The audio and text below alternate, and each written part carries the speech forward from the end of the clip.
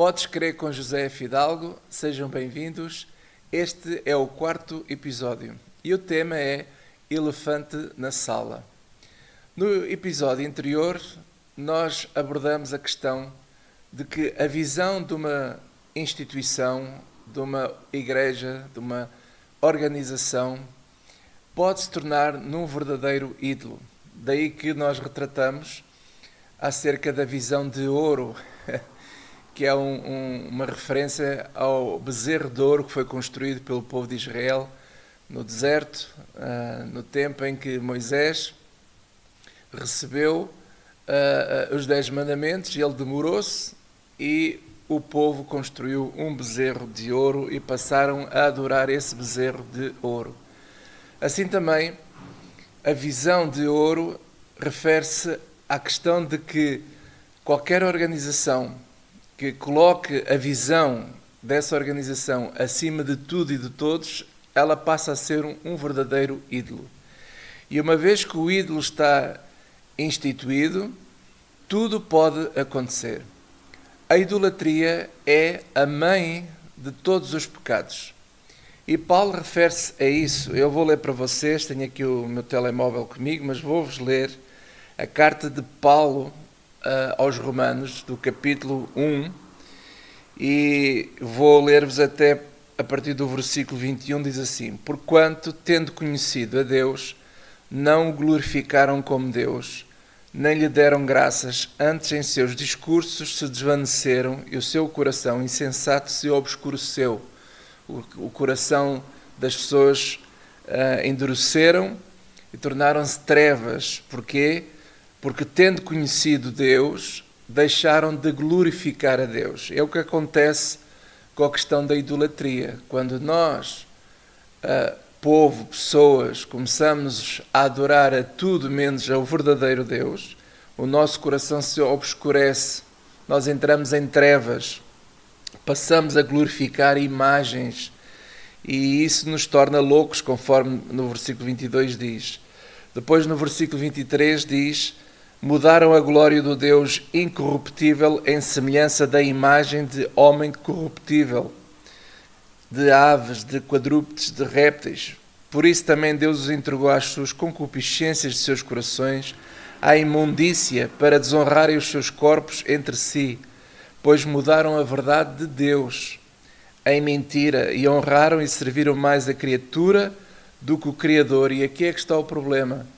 Passaram a adorar e a servir a criatura mais do que o Criador. E aqui é que começa a idolatria. E as consequências são terríveis, porque, conforme diz aqui, as pessoas passam a estar entregues a todo tipo de imundícia.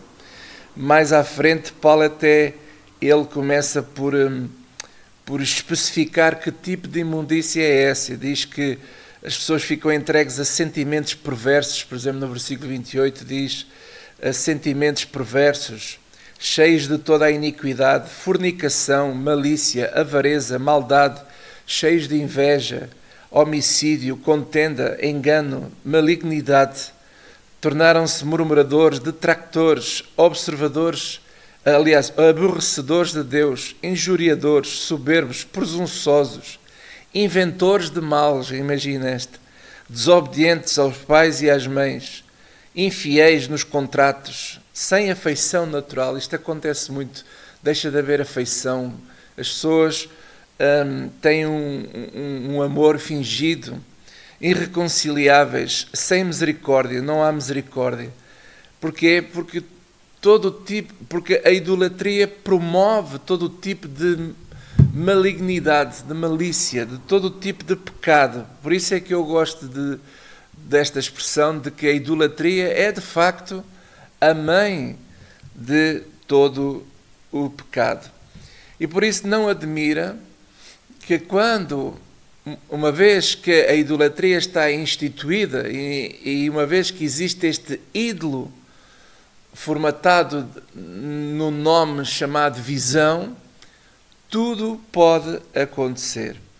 E há um denominador comum que corrobora o caminho deste problema.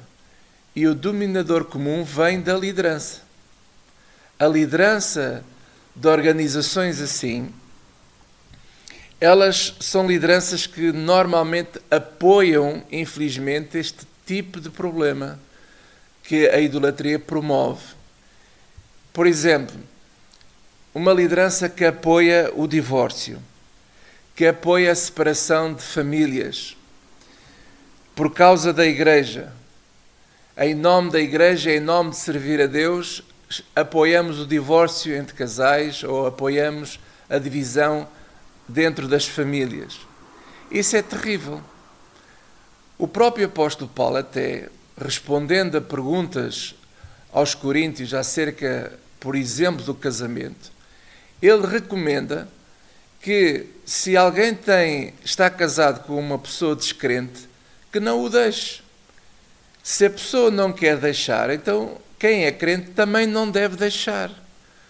Só devemos deixar alguém da família ou algum tipo de relacionamento se houver de facto abuso a nível criminal. Aí sim, ou se a própria pessoa, por causa de Jesus Cristo, não quer nada consigo. Agora, nós sendo de Jesus e estamos inseridos numa família, mesmo que a família não queira nada com as coisas de Deus, mas se a família gosta de si, quer estar consigo, não o deixe. Essa é a recomendação do apóstolo Paulo. Mas o que é que acontece muitas vezes em organizações como a Igreja Maná? Ou organizações que têm uma visão de ouro, um ídolo instituído e que começa a trazer todo o tipo de desvio de pensamento. É explicar que se num casal, se um deles, por qualquer motivo, começa a não querer gostar muito de estar na igreja, ou então a solução é o divórcio. A solução é a separação, é separar famílias. Isso é satânico, é absolutamente satânico. Sem, por exemplo, alguns desses líderes desse tipo de organizações, eles próprios já são divorciados. Várias vezes até há líderes que já vão no 3º e 4º casamento. Ora, se eles nem sequer têm exemplo para dar aos outros, como é que eles podem, de alguma maneira, tentar reconciliar casais que não estejam tão bem? Não têm autoridade moral para o fazer. Esse é que é o problema, porque tudo começa assim.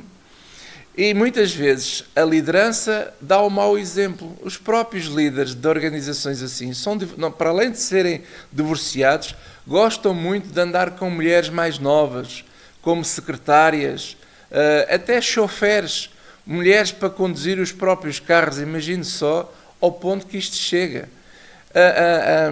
São exemplos que vêm de cima que está tudo dito. E depois nós queremos que a organização em si possa andar bem nestas matérias, quando não andam. Ora, uma vez que o ídolo existe, logo existe o outro lado da moeda, que é a satisfação do ídolo. O ídolo tem que ser satisfeito.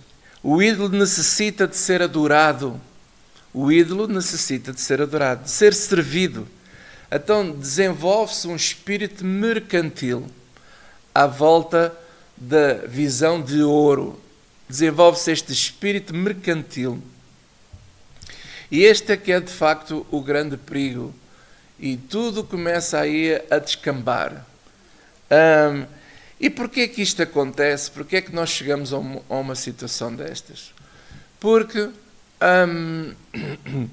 nós temos uma história em Portugal, que é a história da Igreja Católica, que está ligada a esta fé mercantil, a este espírito de idolatria. A Igreja Católica aperfeiçoou o conceito, a ideia de um Deus mercantil, de um Deus que precisa a toda a hora de ser servido. Esta ideia serve os interesses e serviu e continua a servir os interesses da cúria, da liderança e até mesmo do Estado, do próprio Estado de cada nação. Por isso é que em Apocalipse, quando fala das duas bestas, está a falar do lado religioso e do poder político. O lado religioso e o poder político estão casados em adoração a um ídolo, a prostrar, a levar as pessoas, levar uma nação inteira a se prostrarem diante de um ídolo. E esse ídolo precisa de ser servido. E é por isso que é desenvolvido este conceito, não é? Que não é possível ter o favor de Deus e da Igreja sem que haja uma moeda de troca. E esta é a mentalidade que nos foi incutido no povo português século após século. Nós temos um Deus que necessita a todo o tempo de ser servido, há sempre uma moeda de troca, porque senão Ele não nos pode favorecer em nada. Essa moeda de troca está sempre ligada a uma espécie de pagamento, que pode variar desde dinheiro a sacrifícios e a promessas, para manter as pessoas numa escravidão. E conforme nós lemos há pouco em Romanos capítulo 1, quando nós trocamos a glória de Deus, deixamos de servir a Deus de facto, verdadeiramente, e passamos a servir a criaturas, a homens, a organizações, então nós começamos a entrar num caminho bastante perigoso.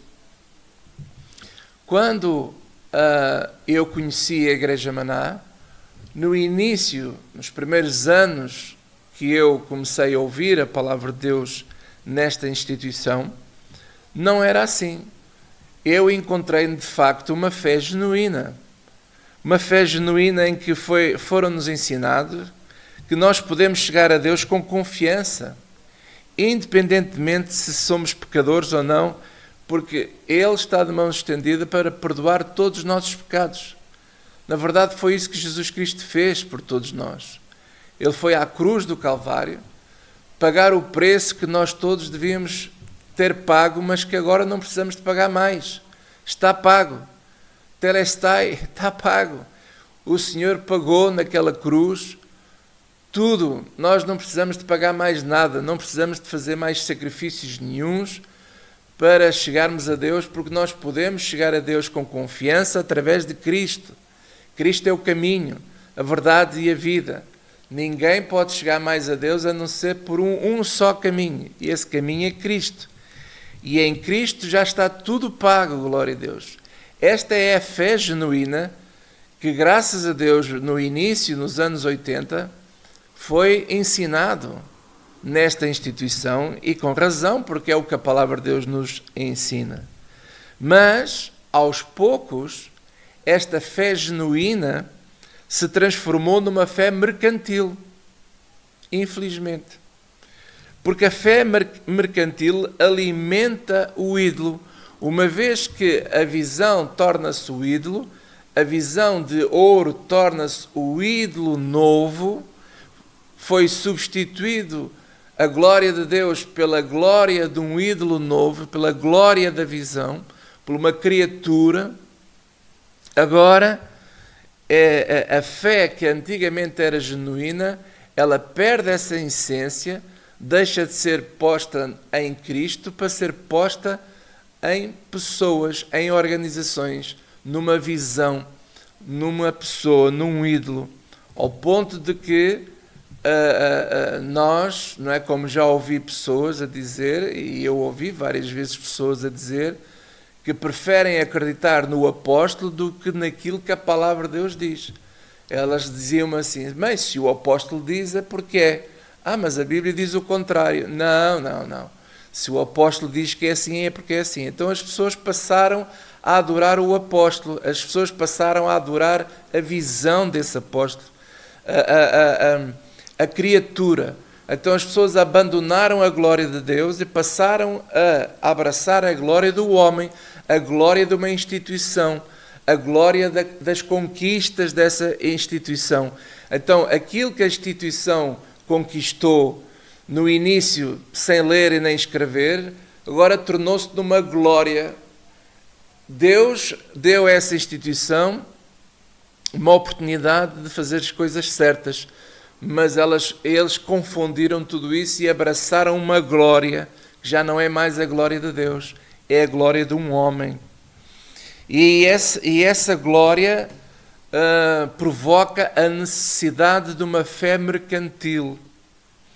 À medida que a igreja cresce, a estrutura começa a ficar cara e é necessário que haja capacidade financeira para pagar essa estrutura. Sabe, deixe só aqui beber um pouco de água. Eu creio que, segundo a palavra de Deus, todos os cristãos devem ser generosos. Eu creio na generosidade. A generosidade habita no âmbito do santo. Essa é que é a verdade. O Evangelho lida com o santo, mas a religião lida com o sagrado. Esta que é uma diferença que nós temos que aprender todos a saber distinguir. Os princípios do Evangelho, eles habitam no âmbito, não é? na realidade do santo. Mas os princípios do ídolo, da idolatria, elas habitam, navegam no ambiente do sagrado. Por isso é que, por vezes, as instituições, as igrejas, os líderes religiosos têm a tendência, devido à prática da idolatria, de criar uma maneira de chegar a Deus mística, em que tudo trabalha no âmbito do sagrado. Mas a generosidade, o espírito da generosidade, do amor, da fé genuína, ela habita naquilo que é santo. O ídolo necessita do sagrado e do profano. É assim que ele é alimentado. É assim que ele é alimentado. Jesus Cristo teve, por exemplo, a necessidade de explicar que o sábado foi feito para o homem e não o homem para o sábado. Porque esse é outro problema.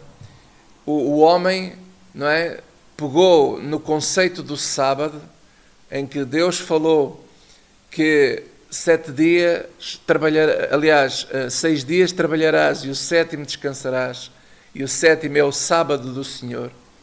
As pessoas logo transformaram o conceito do sábado no lado do sagrado. Então, pegaram no sábado e fizeram do sábado uma religião. Quando Jesus explicou que o sábado foi feito para o homem. O sábado foi feito para o homem, para nós desfrutarmos do descanso.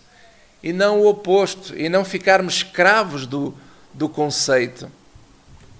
E esse é o problema, essa é a diferença entre aquilo que é santo e aquilo que é o sagrado.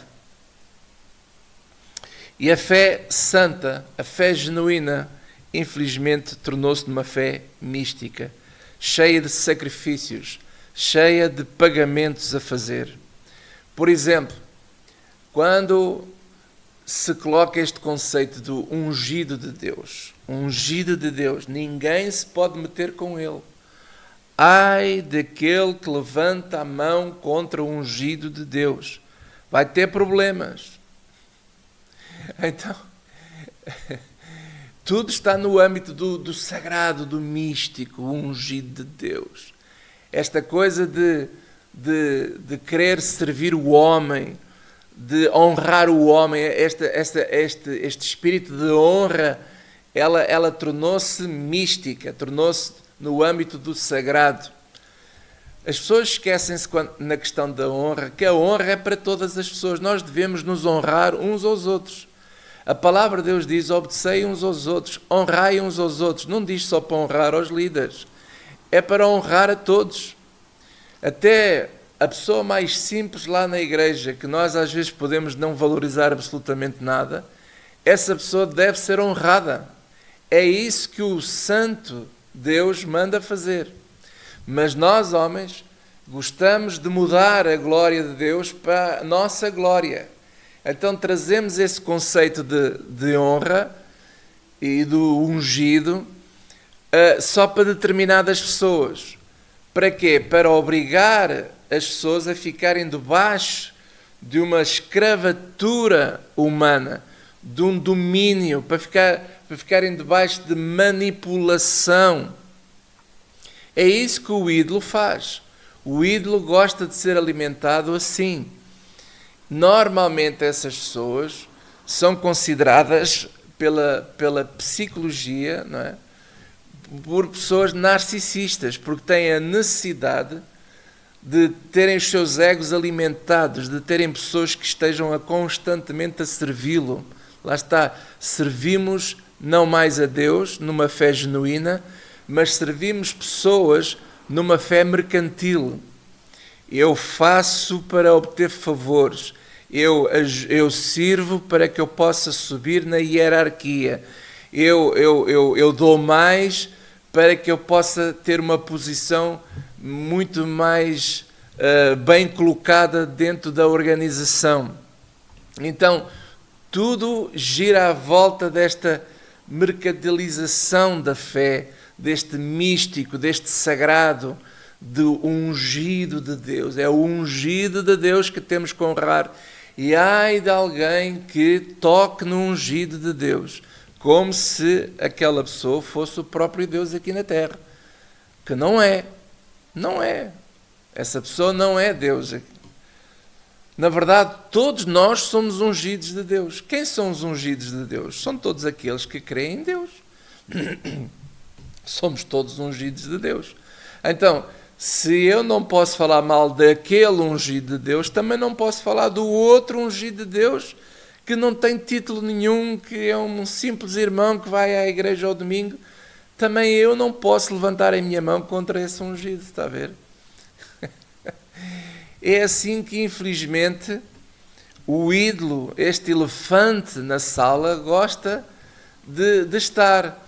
E nós não podemos assobiar para o lado, porque o elefante na sala é isso. Nós temos a tendência, vemos estas coisas e queremos sempre assobiar para o lado. Não, nós temos que enfrentar este elefante e dizer a este elefante que tem que se arrepender e que tem que sair da sala, porque senão toda a estrutura começa a ruir, que é o que mais tarde ou mais cedo vai acontecer.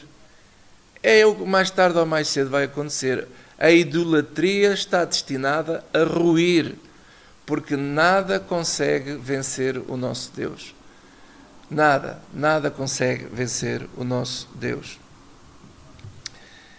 Muitas vezes é-nos ensinado, não é, que para que a fé funcione, precisa de dízimo. A nossa fé não precisa de dízimo. Apesar de que, volto a referir, eu creio de todo o meu coração que a fé genuína, ela é generosa. A fé genuína é generosa. Nós devemos, de todo o coração, apoiar, ajudar os irmãos em Cristo, ajudar as igrejas onde nós estamos inseridos, as comunidades. Nós devemos ser generosos. Mas o dízimo não compra fé. Não é o dar dízimo ou deixar de dar dízimo que faz com que a sua fé funcione ou não funcione. Mas é-nos ensinado que a fé para funcionar necessita de dízimo, necessita de oferta especial, oferta em tempo de fome, oferta para tudo. Tudo é sacrifício. Sacrifício aqui, sacrifício acolá.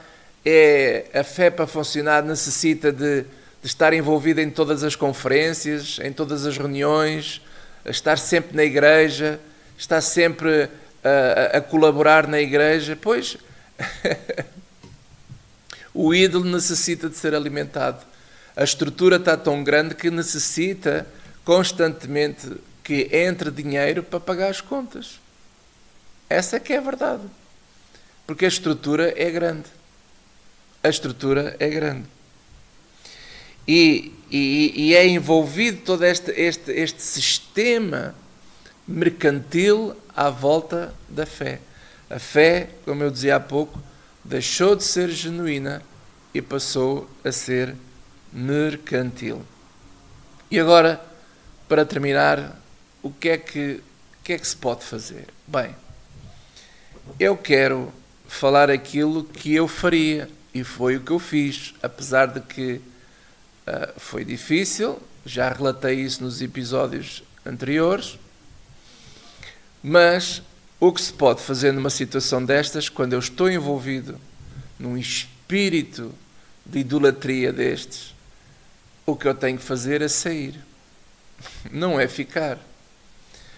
Um dos meus erros que eu cometi foi eu pensar, que quando eu comecei-me a perceber disto tudo, foi eu pensar que a pessoa em causa iria se arrepender e que iria mudar. E o maior choque que eu encontrei foi que ao longo dos anos eu verifiquei que não há o mínimo de arrependimento nessa pessoa, da liderança dessa instituição. Pelo contrário, cada vez está pior. E vai piorar, porque quando a pessoa não se arrepende, a tendência é piorar. E ao ponto da pessoa ser cada vez mais desafiante na sua manipulação, cada vez mais desafiante na sua imoralidade, porque a pessoa torna-se cada vez mais imoral. Tal e qual como eu li aqui há pouco, não é?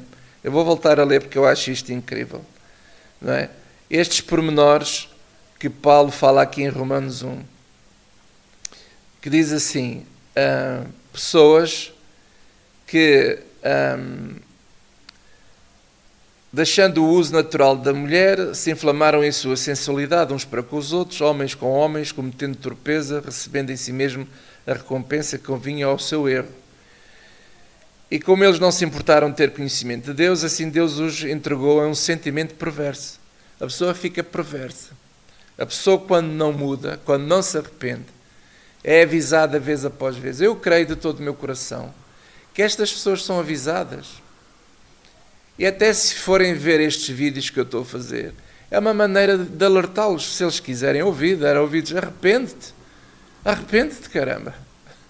Poxa, uma pessoa que foi usada por Deus nos anos 80, nos princípios dos anos 90, de uma maneira tão tremenda, tornou-se no que se tornou, é absolutamente...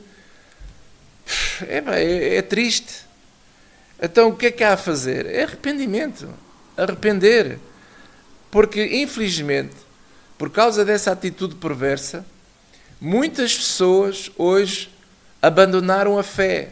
Não querem saber de igreja para nada. Estão tão desmoralizados, tão tristes, tão desiludidos com a maneira como essas pessoas lidaram com eles, que hoje não querem saber de igreja nenhuma. É uma tristeza e vamos ter que dar contas a Deus por causa disso. Nós vamos ter que dar contas a Deus por causa dessas pessoas que estão hoje totalmente desviados, perdidos, apostataram a sua fé, perderam a sua fé genuína por causa de sentimentos perversos que esse ídolo manipula. É um ídolo, é uma idolatria que precisa ser alimentada. E como eu estava a dizer, uma vez que a perversidade existe e não há arrependimento, o que é que vem a seguir? Diz que estão cheios de toda a iniquidade, fornicação, malícia, avareza, são pessoas avarentas. Eu já ouvi líderes a dizerem assim, a igreja só tem é que receber, não pode dar, só recebe. E se alguém precisar de ajuda, tem que semear em tempo de fome. Como é possível alguém falar assim? Ou então outros falam que se a igreja tem uma dívida, todos têm uma dívida, porque não estão a ajudar, porque não estão a colaborar. Que disparate é esse? Lá está avareza, malícia, maldade, cheios de inveja, coração cheio de homicídio, contenda, engano, malignidade. Tornaram-se murmuradores, detratores, aborrecedores de Deus, injuriadores. Têm nome, não é? Conforme Apocalipse diz, têm nome de que vives, têm nome de rico, mas és um pobre, és um nu, és um triste. É isso que a palavra de Deus diz a essas pessoas. Têm grandes nomes, têm grandes glórias, têm grandes prédios, têm grandes carros, têm grandes barcos, têm grandes aviões, têm grandes tudo para mostrar uma grandeza que Deus chama isso de nudez. Isso é uma nudez. Isso é uma pobreza aos olhos de Deus. porque no coração deles já há todo tipo de inveja, maldade, malícia, a contenda, engano, malignidade, murmuradores, detratores, aborrecedores de Deus, injuriadores, soberbos, presunçosos, inventores de mal. São pessoas que inventam coisas só para enganar. E isso, infelizmente, é uma realidade. É triste, mas é uma realidade. É um verdadeiro elefante na sala, que precisa de ser confrontado, precisa de ser retirado esse elefante da sala. Já chega. É hora, ou se arrepende, ou sai da sala, porque infelizmente muitas pessoas estão-se a perder, estão-se a ficar condenados, estão a ficar com as suas vidas completamente estrilhaçadas. O resultado disto é vidas absolutamente partidas, vidas sem vida. Vidas sem vida.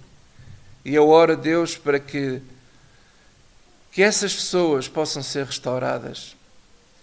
Porque quando comecei com este projeto do Podes Crer com José Fidalgo, eu quero dizer a essas pessoas que passaram por isto tudo, que têm as suas vidas todas partidas por causa da malignidade deste tipo de idolatria, deste tipo de operação, destas visões douradas, destas visões de ouro. Eu quero dizer a essas pessoas que, infelizmente, apesar disso tudo, eu quero dizer que Deus é real, Jesus Cristo é real, e sim, há fé genuína, sim. Podes crer que assim como eu também creio em Jesus Cristo, na genuinidade da pureza de Jesus. Em Cristo Jesus nós encontramos manancial de vida.